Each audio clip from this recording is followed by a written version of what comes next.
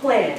The United States federal government should significantly increase the development of the Arctic by providing financial and technical support for ocean thermal energy convention systems. Contention 1 is inherency. Ocean thermal energy conversion, OTEC, is critical to respond to climate change, but the technology is overlooked and lacks support. O'Reilly 2024. The ocean holds immense potential as a source of renewable energy. OTEC stands out as a promising yet overlooked technology. OTEC can generate electricity while contributing to a more sustainable future. Innovative solutions like OTEC are crucial to providing an eco-friendly alternative to traditional fossil fuels. Contention 2 is warming. Arctic warming risks a global climate crisis. Action now is key. INN 2024. The Arctic is warming up to 4 times faster than the global average. In 2023, the Arctic recorded its warmest summer to date. This is driven by feedback loops unique to the Arctic. The Arctic's transformation disrupts weather systems worldwide, from heat waves in Europe to severe cold spells in North America. The urgency of the Arctic crisis demands more comprehensive global action. Reducing greenhouse gas emissions and climate research are critical steps to slowing Arctic warming and its global effects. Immediate action becomes increasingly clear. And Arctic communities are uniquely vulnerable. OTEC is key to solve. Tamiz and Denser 2022. Arctic regions have been experiencing drastic effects of climate change. In polar regions, the temperature is increasing almost 2 times the global average. Arctic warming exacerbates food insecurity. Declining wildlife populations are recognized as a major threat to food security.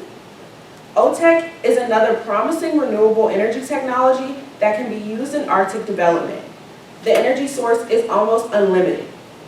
Specifically, OTEC can power carbon capture technology, Olam et al. 2025. The 2018 Environmental Panel on Climate Change report noted need for widespread negative emission technologies. OTEC is a form of marine renewable energy that uses the cold, deep ocean water and warm surface ocean water to power a heat engine. OTEC has also been suggested as a clean energy source for CO2 negative emissions technology. The combination offers an exciting new approach for independently powered carbon capture plants to inject concentrated CO2 into the deep ocean in an environmentally beneficial approach. And climate change risks extinction. Only renewable energy can save us. Carrington 2024. Earth's vital signs have hit record extremes. The future of humanity hangs in the balance. The temperature of Earth's surface and oceans hit an all-time high, driven by record burning of fossil fuels. Climate change has already displaced millions of people with the potential to displace billions. Oil and gas still dominate.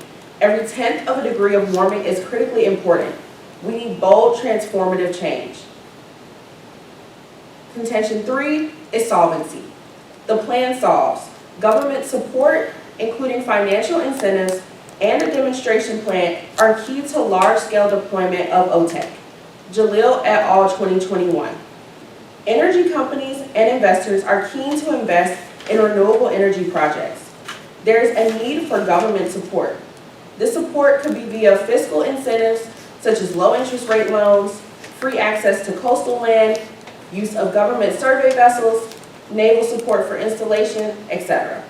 In practice, the experience gained from building and operating a plant will allow engineers and material specialists to identify sustainable designs for larger scale plants. I now stand ready for a cross.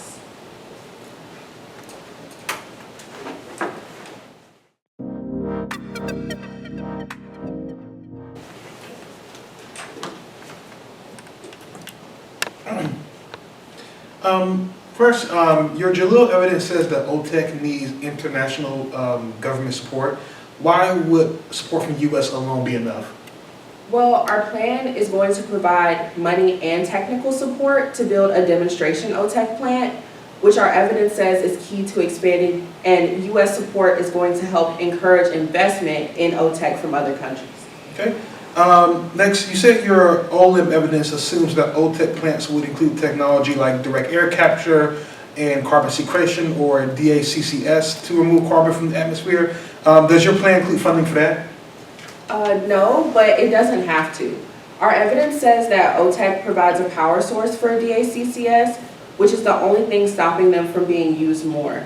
And so OTEC is going to make DAC possible in places where they can't be powered currently. Next, your O'Reilly evidence says open cycle OTEC plants produce water. Does that mean only certain kinds of OTEC can be used for desalination?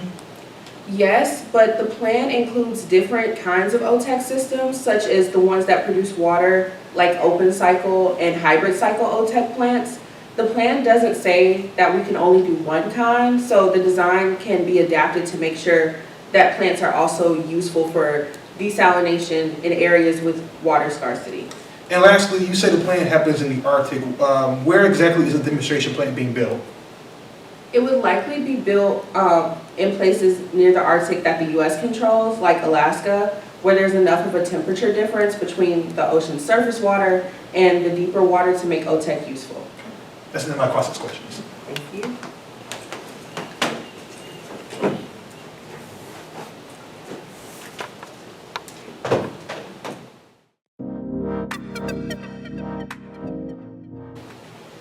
Okay, the roadmap of the 1NC is going to be one-off, and then case on the warming advantage, and then case on the solvency. First off, the Russian disadvantage. Russia's economy is stable now, but profits from oil exports are key. Fenton and Colander 411. The Russian economy faces long-term challenges. With its access to key technologies restricted, Russian companies lack the materials needed to build competitive industries. However, at least in the short term, the Russian economy has weathered the storm. Despite predictions the economy could collapse, it has not only endured but adapted. Growth rates remain impressive. Continued profits from hydrocarbon exports allow the Russian state to limit spending trade-offs the sanctions regime was designed to cause. As money pours into the country's industrial base, domestic defense companies are able to offer high salaries, leading to real wage growth. And renewable energy like OTEC is a critical threat to Russian oil. Sockenver and Sohag 22. Rapid energy transitions would change the game. A key challenge for Russia as one of the world's leading oil exporters is the potential loss of a key source of revenue. This study explores the impacts of energy transitions on international oil trade between Russia and its partners. The findings reveal risks facing Russian oil exports. Renewable energy has been a substitute for oil. Russian oil export value are affected negatively by the energy transition. In other words, global clean energy policies are a threat to Russian oil exports. And fossil fuels are key to Russia's economy. The plan creates an economic shock. Smith-Nonini 22. To build your economy too tightly around oil is a very bad idea. Russia's over-reliance on fossil fuel exports puts the nations at risk every time oil prices drop. It is hard to overstate the centrality of hydrocarbons to the Russian economy. Oil and gas make up 60% of the country's exports and 45% of 2021 budget revenues. Fossil energy has ranged from 15 to 25% of Russian GDP, with 80% of that revenue from oil. And economic shocks risk total collapse. The impact is nuclear war. Model 2023. Putin's Russia is fragile. It's not difficult to imagine a scenario growing economic instability will compel Russia's units to seek independence. It may only take a trigger to push the system toward collapse. If the spark does come, would a likely Russian collapse be destabilizing and violent? Collapse would generate several civil wars, as new statelets would fight with one another. Moscow elites would react with violence to any secessionism. The dissolution of Russia could turn its territory into a contested vacuum. Russian groups might turn on each other and use violence. All these dangers would be compounded by the presence of thousands of nuclear weapons. Now onto the warming advantage. Climate change is irreversible. We're too far gone. Hatch 24. People just don't understand carbon. Carbon dioxide from tailpipes and smokestacks will still be blanketing the Earth in 1,000 years. And that's why human-induced climate change is largely irreversible. There's no way to make climate change go away. What does it mean to speak of cures for an irreversible condition? Some impacts, like sea level rise, would keep getting worse over centuries. What does it mean to speak of solving a problem that doesn't have a solution? The path to zero is fantastically challenging. And turn. OTEC causes long-term warming. Carnegie Science 2015. One strategy called OTEC proposes that ocean pipes could facilitate direct physical cooling of the surface ocean by replacing warm surface ocean waters with colder, deeper waters. Simulations showed that while global temperatures could be cooled by ocean pipe systems in the short term, warming would actually start to increase just 50 years after the pipes go into use.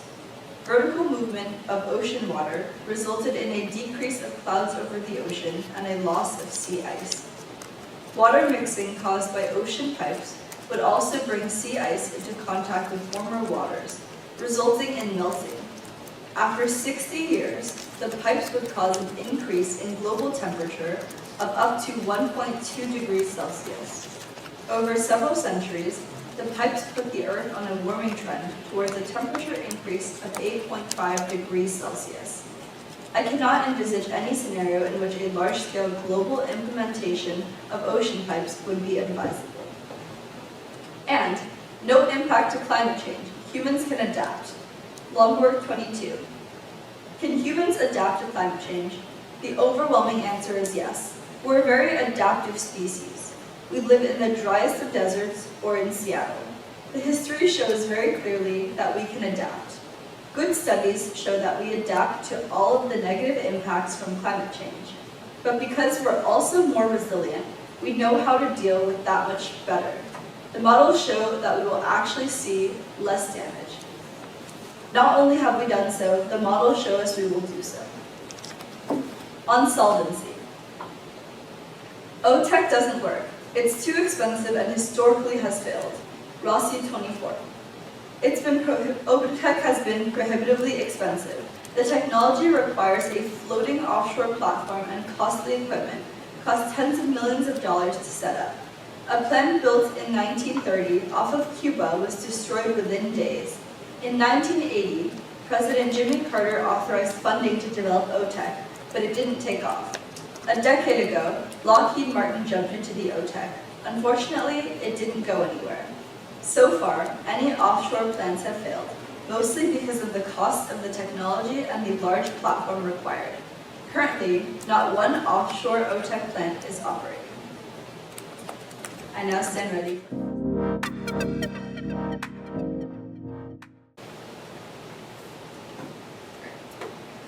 You say our plan hurts Russia's oil money, but does your evidence say one OTEC plant in Alaska is enough to cause that?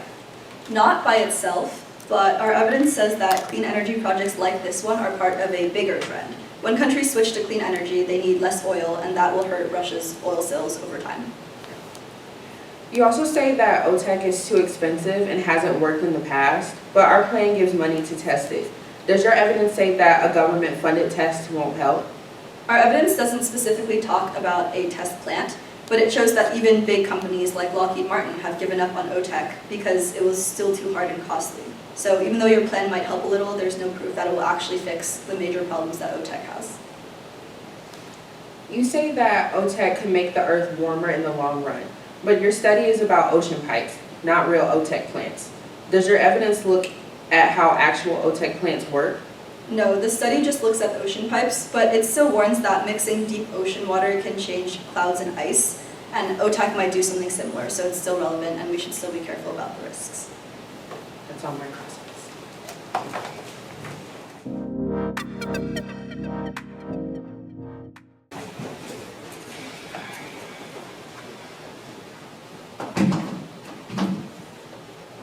Okay, the overview for the 2AC or the roadmap is the warming advantage, solvency, and then the Russia DA. Okay.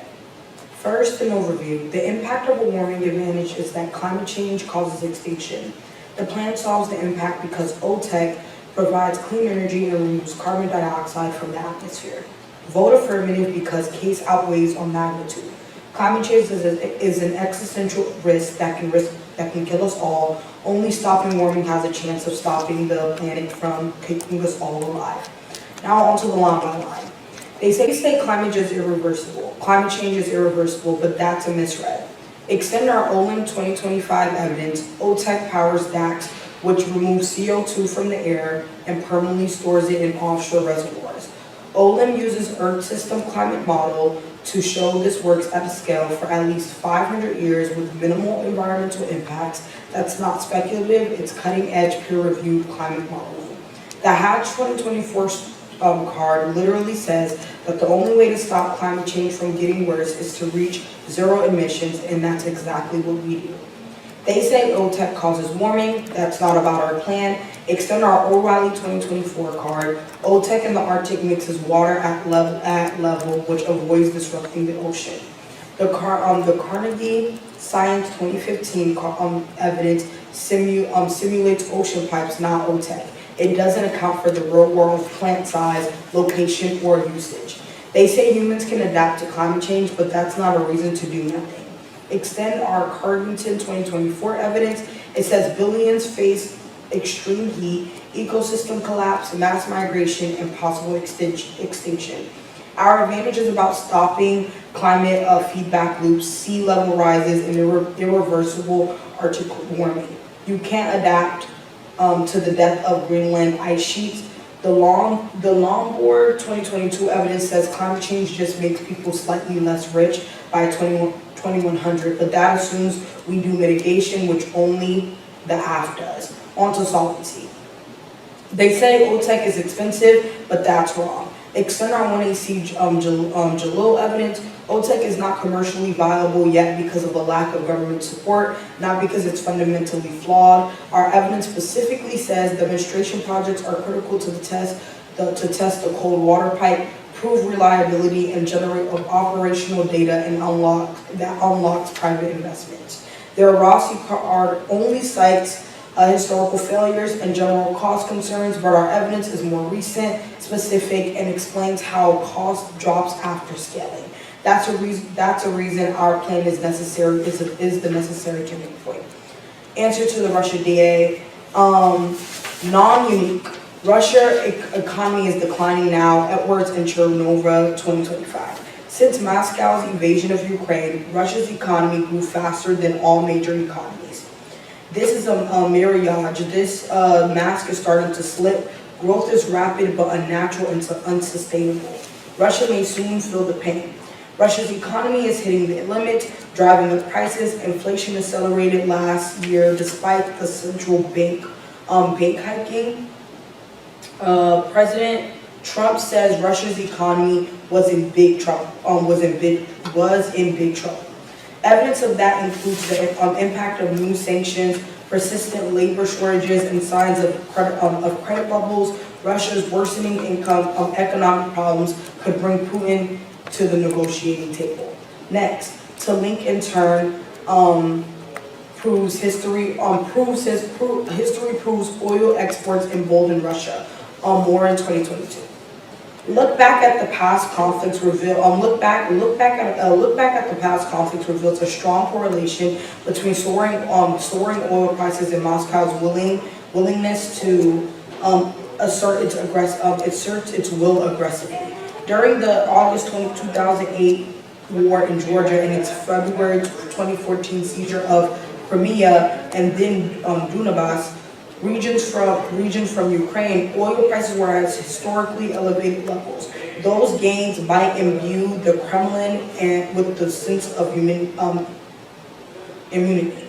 In each case, war was preceded by several years of high oil prices that played a role in emboldening Russian leaders. Specifically, Russian oil exports fund the war in Ukraine, that's Telga 2022.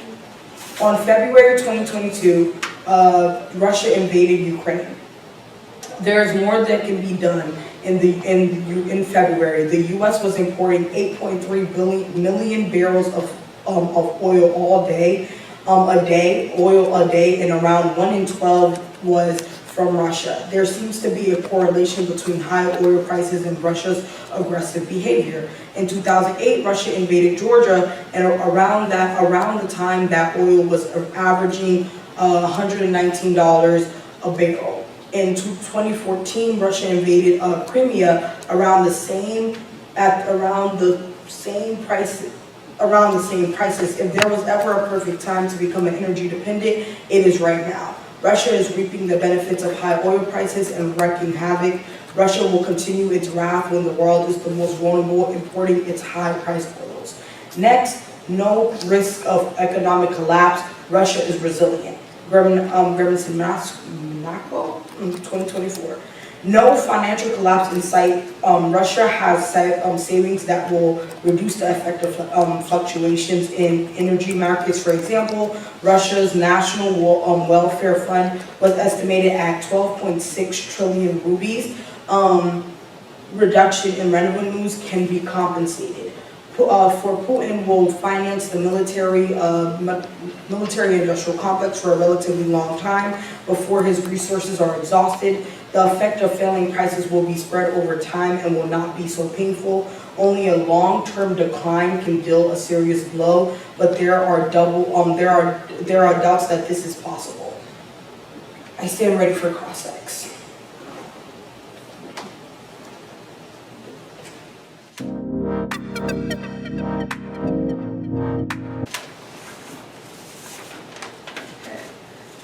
You said our Russia argument is wrong because their economy is already weak. If that's true, wouldn't a new shock from your plan make things even worse?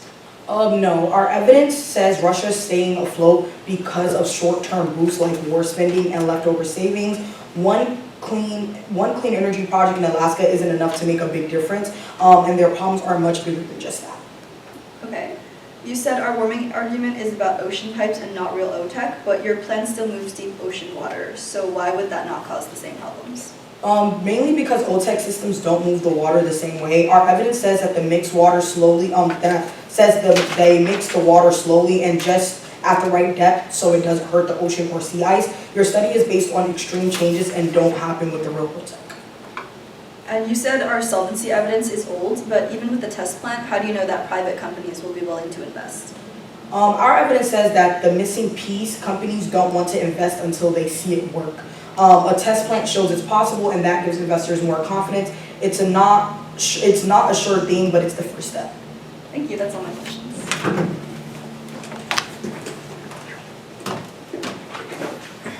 We'll take some prep for the next block.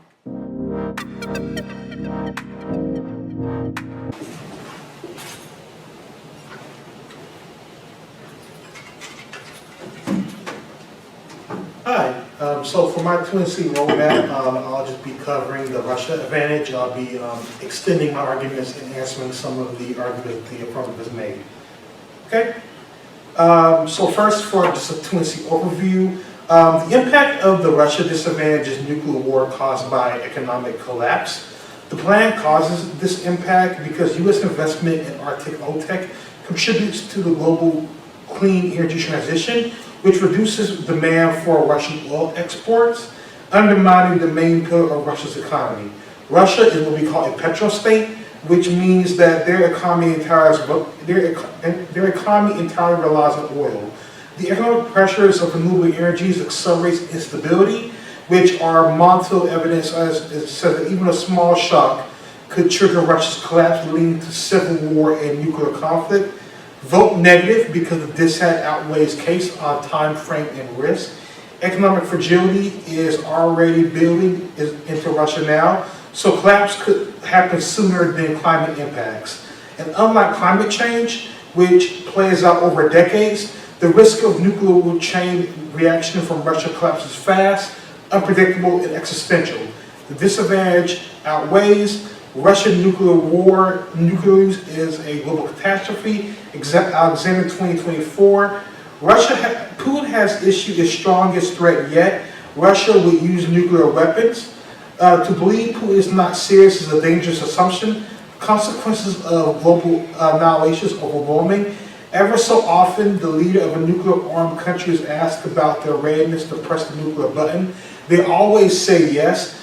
Indeed, there exists a bias that because nuclear war did not happen during the Cold War, it's unlikely to happen now, but this cannot be guaranteed. Next, answers to uniqueness and to the line by line. They say that Russia's economy is declining now, but first our Fenton and Coldemore 2025 evidence answers this. It says that Russia's economy is holding on because of war spending and oil money. Things look shaky, but it hasn't collapsed yet. This means that our plan, that means the plan can be the final push that causes the real damage. Second, even their own card says the economy looks strong on the outside. So if this is pretending to be strong, it proves that it's fragile. Plus the plan, meaning that the plan makes things worse. Next, they say that Russia becomes dangerous when it has a lot of oil money, so taking away money helps. But first, our Smith-Nomani 22 evidence answered this. It says that when Russia loses oil money, it doesn't just become weaker, it risks falling apart. That's not safer, that's more dangerous. Second, being bold and being broken are two different things.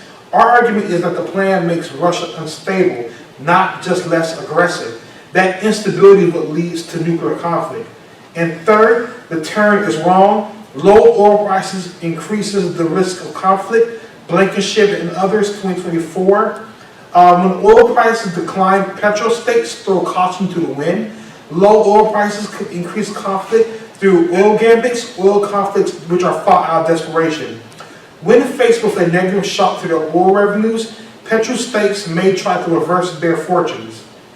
During the low oil price era of the 1990s and early 2000s, for example, Iran, Iraq, and Venezuela all initiated disputes. Russia's decision to escalate involvement in Syria was at least partly to divert attention from the country's economic woes amidst low oil prices. Declines in oil wealth lead petrostates to initiate conflict. When oil prices are high, petrostates may be sufficiently self-confident to refrain from picking fights. Next, answers to oil is greater than war. They say that cutting oil money is good because it slows down Russia's war. But first, our Monto 2023 card evidence answered this. It says that if Russia loses oil too fast, it could fall into a civil war and chaos. And that chaos includes thousands of nuclear weapons when no one is in control. Second, hurting their economy without a backup plan just makes things worse. The plan may sound helpful, but it could backfire by making Russia's collapse in a more dangerous way. Third, renewable energy is an existential threat to Russia. The plan risks instability and conflict. Lockhart 2022. Demand for oil, the crucial source of revenue for Russia's budget, may begin to decline irreversibly as world energy transportation gathers momentum. Russia's profit will be squeezed, ushering in a chronic budget deficit. This threatens to be destabilizing for both Russia and the West.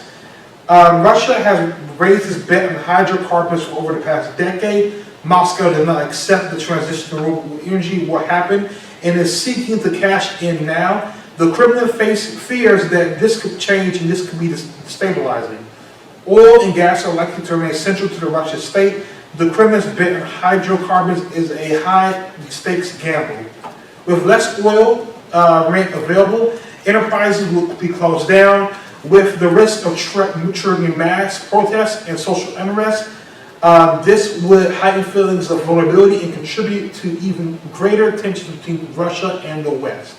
Hardliners would want to resurrect the conspiracy theory that the green agenda is a Western plot designed to undermine Russia. Economically weakened Russia would probably pose an even graver threat, and the temptation to use nuclear weapons will only grow.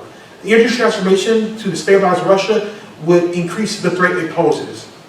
Next, answers to Russia has savings. They say that Russia has savings and can survive for a while, but this doesn't disprove our link. But first, our Montel 2023 card evidence answered this. It says that Russia is already weak on the inside, full of corruption and cracks. It doesn't take a huge disaster to break it. Our plan adds pressure that could cause the plan causes a pressure that could cause the whole system to fall apart. And second, even if collapse takes a few years, that's still faster than climate change. Our risk happens sooner, so you should vote big based on time frame and stop that threat. I now stand ready for cross-examination.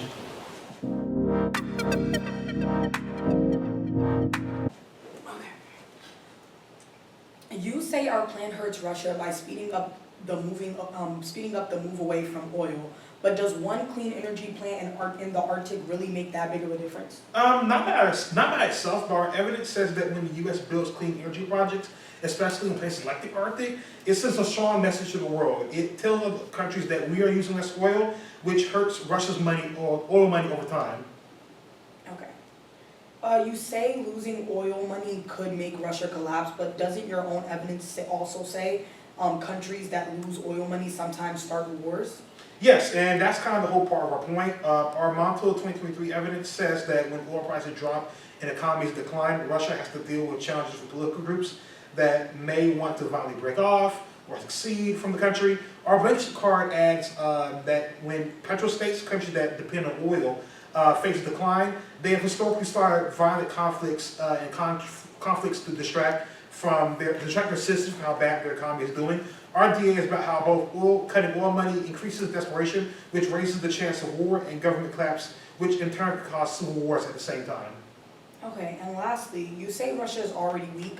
If that's true, wouldn't it fall apart no matter what we do? Well, not necessarily. Our evidence says that Russia is weak, but it's kind of holding things together by the seams. But if we take more of the oil money away, that could be the final, straw that breaks the camel's back that causes them to collapse. Without the plan, they can stay stable for a little bit longer. Okay, thank you.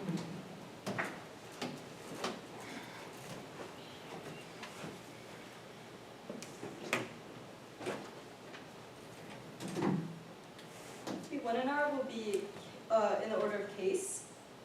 First, the warming advantage, and then solvency.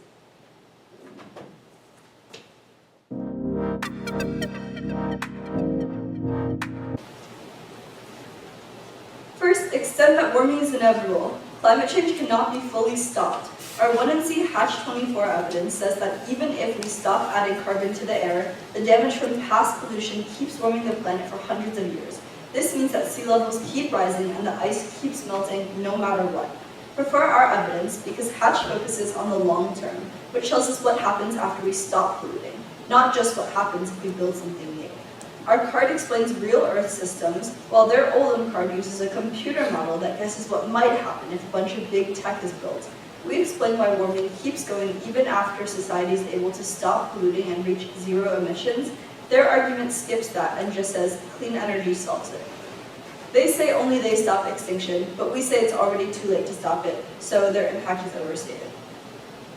Also extend that OTEC makes warming worse. OTEC could actually make warming worse. Our 1NC Carnegie Science 15 evidence says big underwater pipes like the ones used in OTEC can mess up ocean currents, reduce clouds, and make the Earth hotter, even up to 8.5 degrees if lots of OTEC is built.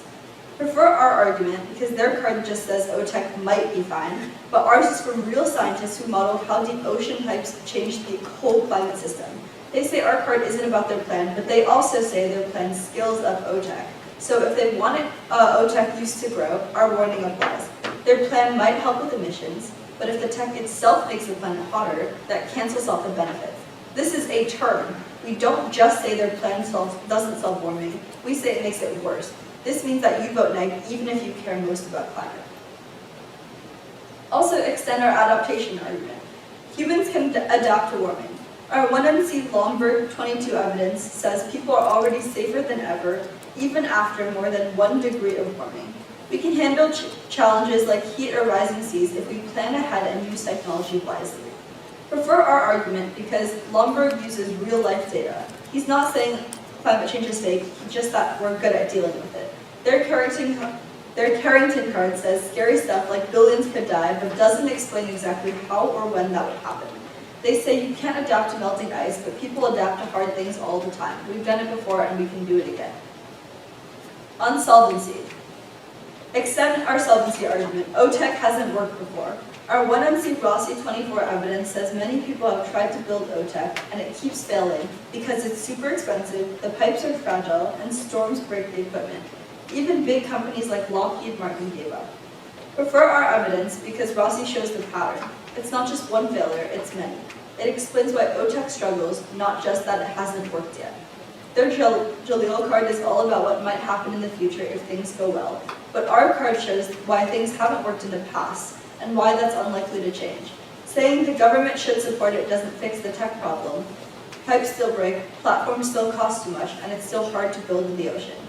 Believing OTEC will work isn't the same as proving it will, and we say history matters more than hope. We'll be taking some prep.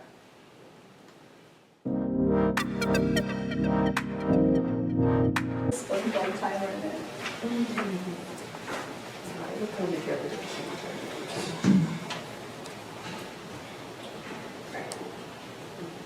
The order will be the overview, the warming advantage, solvency, and the Russia DA.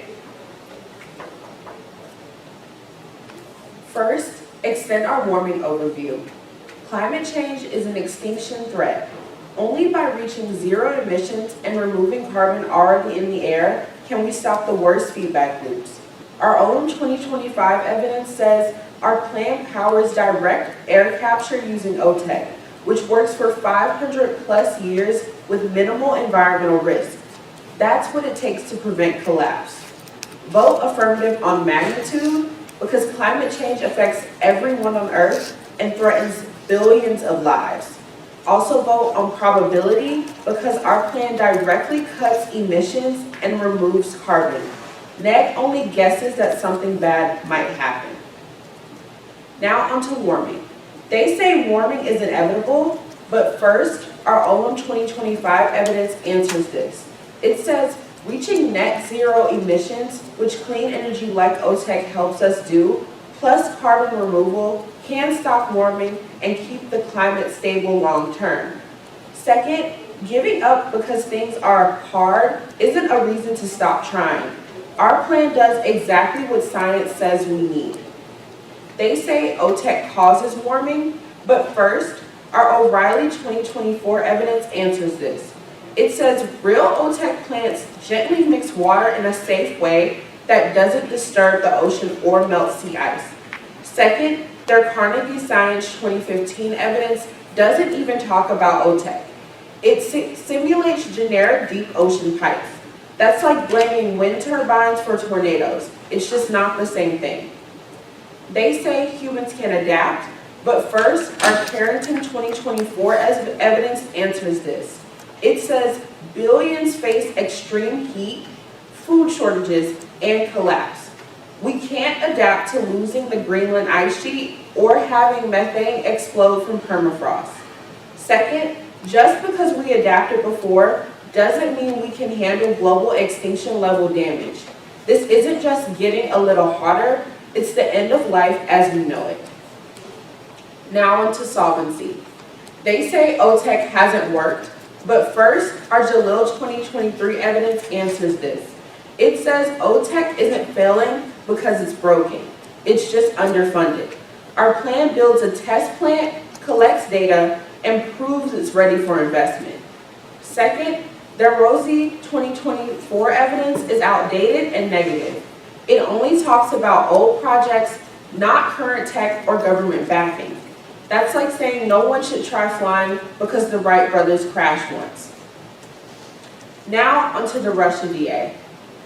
Answer to the DA overview, they say collapse is faster than climate change. But first, our Edwards and Chernova 2025 evidence answers this. It says Russia's economy is already unstable with fake stats and internal problems. That means collapse isn't caused by the plan, it's already happening. Second, their link is too small. Even they admit that the plan is just a signal. One Arctic project doesn't crash a superpower. It's like blaming a single light switch for a blackout. Next, on to extend our cutting oil money makes Russia less aggressive. Our 2AC Moore 2022 and Telga 2022 evidence says that high oil prices fuel war. Every time Russia had a lot of oil money, it attacked someone. Cutting that money slows down its war machine. Prefer our evidence because number one, it's based on history. The Russian invasions of Georgia, Crimea, and Ukraine all happened after oil booms. Next, because it's specific to Russian aggression, not general economic theory. They say that lower prices cause more aggression, but first, our Telga 2022 evidence says that low oil makes Russia weaker, not bolder. Less money would equate to fewer tanks, fewer bombs, and overall a less likelihood of war. Second, their Blankenship 2024 evidence is about other countries too. We focus on Russia, and even if desperation rises, they have less power to act on it. Thank you.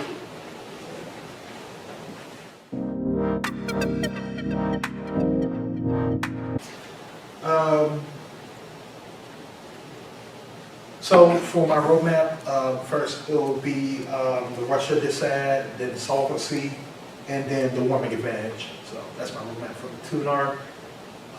So first, the impact of the Russian disadvantage is global nuclear war.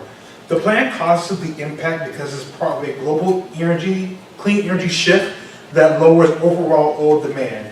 This cuts off Russia's oil money, which is the backbone of its war economy.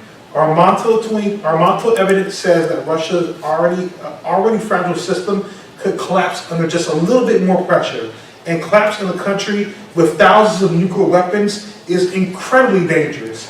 Vote negative because the disad outweighs our time frame. Climate change happens over decades, but Russia's collapse could literally happen this year. Risk. Our 1AR admits that Russia is already unstable. That means the plan is exactly the kind of push that causes total collapse and breakdown. Magnitude. The magnitude is way bigger. Nuclear war is fast and kills billions. Even a 1% chance is too high. Next, they say that collapse is already happening, but first our Montel 2023 evidence answers this. It says that collapse needs a trigger. Russia's economy is shaky, but is still functioning. The plan could be the spark that tips it over. Second, even if things are bad now, this proves that things are fragile, meaning that small shocks like the plan are even more dangerous. Next, they say the plan is just a signal, not a cause. But first, our Lockhart 2022 evidence answered this. It says that the U.S. doing OTEC would send a signal to Russia that many things are changing. It would show that the United States is committed to renewable energies, and that this causes them to fear overall energy transition. But their own Jalil evidence answered this. It says that the plan's government support in creating a demonstration plant would dramatically increase interest in OTEC around the world. That causes green energy transition that our Lockhart evidence says collapses Russia. Next, they say that cutting oil money makes Russia less aggressive. But first, our Smith and Normani 2022 card and our Montel 2023 evidence answered this. It says that losing oil money makes Russia collapse, not calm down. No government equals no control over its news. Second, less money doesn't mean less danger. A desperate, broken state can still be aggressive, just now less predictable. Next, they say our Telga card proves less oil equals less money. But first, our Blankenship 2024 evidence answered this. It says that low oil prices causes three risks. Russia fights to seize new oil, starts conflicts to distract its people, and lashes out to signal strength. Second, even if Telga is right about spending, our argument is about why countries act aggressively under economic pressure, not that they just have the budget to go to war. Next, they say that aggression also happens under oil booms, but first, our argument is not about boldness, it's about collapse and desperation. Booms lead to war of chance. crash outs will lead to wars of survival. Second, desperate aggression is worse because it's less rational and more dangerous, especially from a nuclear armed regime like Russia. Next, on the solvency, extend our wait and see Rossi 2024 evidence that says that OTEC hasn't worked in real world tests because it's too expensive, unreliable, and easily damaged. Even big companies like Lockheed Martin have given up on trying with OTEC. Prefer our evidence because Rossi looks at multiple failed projects over decades, not just one study.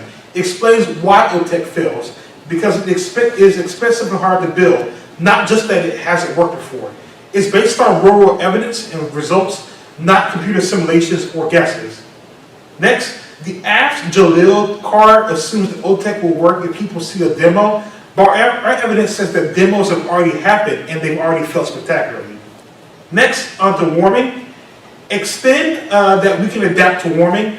Our Wednesday Lombard 2022 card says that humans have already adapted to more than 1 Celsius of warming and can continue doing so through planning and through new technology. Prefer our evidence because Lombard uses real data and history instead of what might happen in the future because of climate change. Their evidence doesn't give any examples, timelines, or ways that extension can happen. Adaptation is proven. Next, on to warming.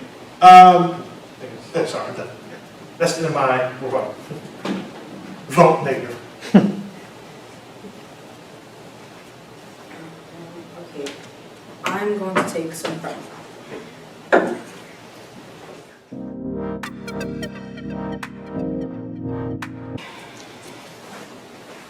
Okay, the roadmap for the 28R will be warming advantage, solvency, then the Russia DA.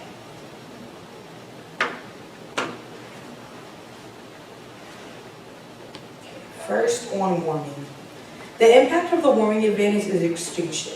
Climate change affects the entire planet. Billions of people are at risk from food shortages, extreme heat, and tipping points like methane release or sea level rise. The plan is the only way to stop this threat.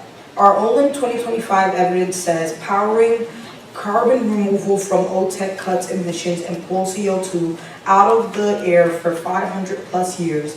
That's what science says we need to stop runaway warming.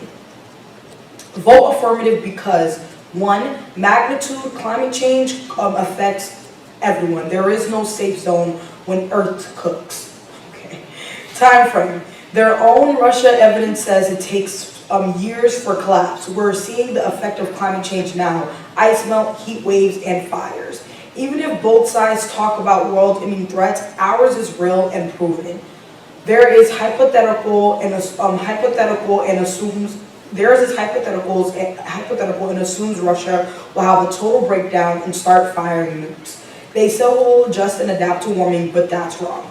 First, our Carrington 2024 evidence answers this. It says billions face life-ending risk, not just being hot, but total collapse of parts of nature we need to live. Homes being destroyed in deadly heat. Second, the scale matters. We've never had to adapt to things like the second largest body of ice in the world melting or methane gas explosions before. There's no historical playbook for how to deal with that. Going on to solvency. They say OTEC has failed before, but first, our Jalil 2023 evidence answers this. It says past failures were due to no funding, not broken tech. The plan creates the test plan to prove OTEC can work. Second, their Rossi 2024 card only talks about history. It doesn't address modern technology or how government backing would help.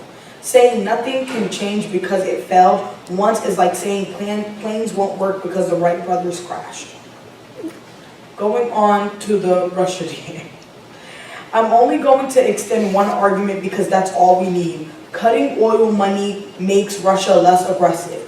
Our 2AC Morin 2022 and Telga 2022 evidence says Russia gets bold when oil prices are high, and that's when it invaded Georgia, Crimea, and Ukraine. Our evidence says reducing Russia's oil profits takes away their war funds. Prefer our evidence because it's historical, not hypothetical. It shows a real pattern of war ties to high oil profits, and it's specific to Russia, not a general theory about oil selling countries. They say we might cause collapse and chaos, but first, our Edwards and Cheranova 2025 evidence answers this. It says Russia's economy is already in serious trouble. It's about to fall apart from spending too much on the war in Ukraine. That means collapse isn't new. It's already happening with or without the plan. Second, they say our plan is just the signal. If that's true, it can't also be the spark that starts a nuclear war. Their link is too small to outweigh extinction. They say low oil causes desperation, but first, our tell evidence says less oil equals less power. Desperate countries can't fight long wars without money. Second, even if Russia's mad, that doesn't mean it can win a war. Desperation is weak, not dangerous. It makes Russia less capable, not more. Okay, vote aye.